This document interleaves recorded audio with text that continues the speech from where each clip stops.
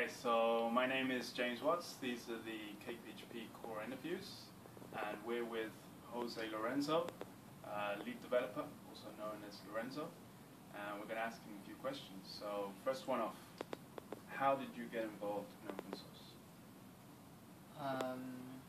That was back in 2006 when I got my first patch to CakePHP added. It was pretty simple. I actually didn't get it on my own.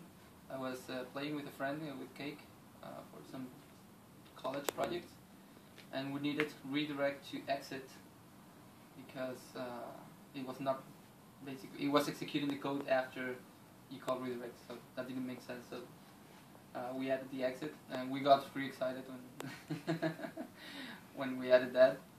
I actually got jealous that he got the code and I didn't do it, so that kind of encouraged me to keep doing it and keep improving. But that actually proved hard.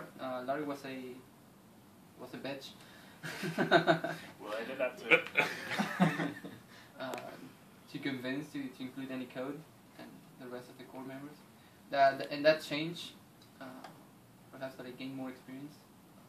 I got into the core in late 2009, when 1.3 was just starting. So there was a huge to-do list for 1.3, and I just started picking off some of the items and just closing tickets. So I got invited to the core, and slowly, perhaps not that slowly, I became I put myself in a lead position. You put himself there? Yeah, basically. I just say, I'm here. No. I think that's something that you earn with the time, by contributing and making decisions and improving them. So, as a major PHP framework, the PHP is pretty well known for how extensive and how well documented it is. How important would you say the book plays as a role in the open source project itself? I think it's as important as the code itself. I think that the life of project lives in its documentation. I have tried plenty of projects which are great, that you know they're great, but there's no documentation available, so you just go and use something else.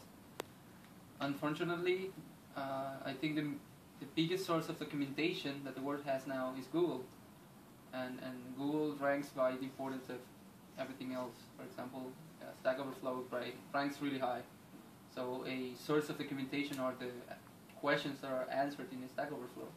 So I wouldn't say that just a manual is like the primary place where people should find documentation, or is looking for documentation, but everything else. So I think that the community, by just contributing answers or questions or blog posts, is a key part of the framework too. Okay, so it's a whole thing. I think it's a whole thing. In 1.2, 1.3, we had a manual. I wouldn't say that it was a good manual. In 1.1 it was terrible. I think I read the thing like 11 times and I still didn't get how to use the fucking framework. Andy did a great job pioneering that book that we had in that time. It got a lot better. But since 2.0, we had documentation as a priority. Nothing gets merged without documentation. I'm actually lagging behind in Cake 3 because I have added a lot of code and haven't documented it. So I have a huge backlog of things to do. Okay, so how big is the role that unit testing has in the framework itself, and what does unit testing contribute to the project? I think we could test first rather than code, and sometimes it's kind of strict because you know how to fix something, you know the benefit of fixing it that way, but you cannot just prove it in a simple way in a test case.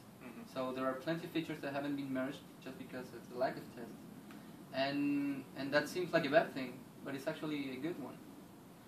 Because there's no other way you can guarantee that the project is stable, and there's no other way you can tell the public, hey, this is a framework that works, and that if you use it, it's guaranteed to work, that it's not going to blow in your face in a random way. Right. So we got a major version on its way, 3.0. Yeah. what are the major factors that are going to set it apart from the current 2.x version of CakePHP? I would say that the primary one is PHP 5.4, the use of namespaces. That is going to be out of the box easier to kind of make it more compatible with everything that is around the PHP community. A huge change, of course, is the model layer. We're rewriting it. It's going at a good pace, perhaps a bit slow sometimes. But what we have there, I have put tons and tons of time and tons of thinking into it. I think it's the way I wanted it to work since day one. Right.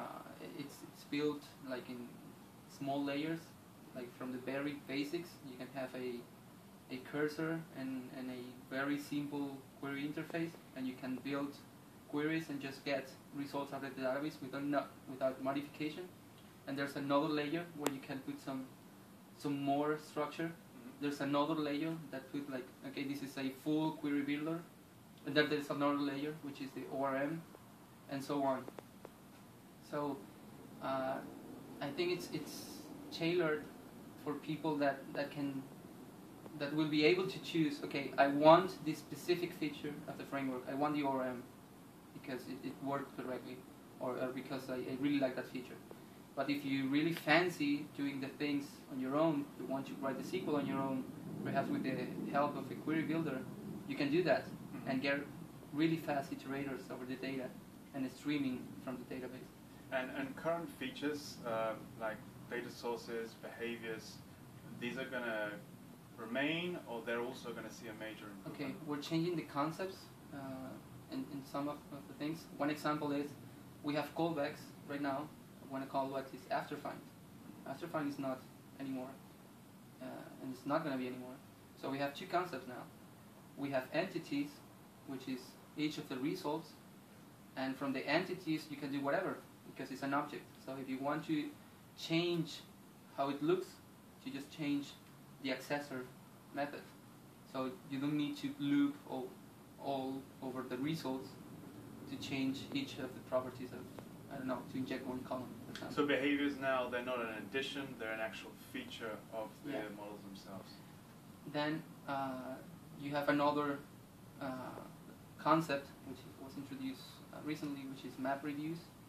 So if you want to run a full process over all your results, which is the other use of after find, you can do that by using the popular map reviews algorithm. Behaviors, the other use of behaviors is to inject new methods to it. But that comes out of the box because you can use traits now. So you can add traits to the entities and tables.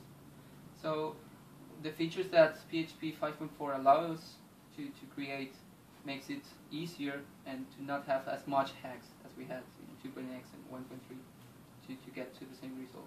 Okay, and last question. As a lead developer who's been involved for so long with the project, not just 3.0, but the project itself, CakePHP, where do you see it going?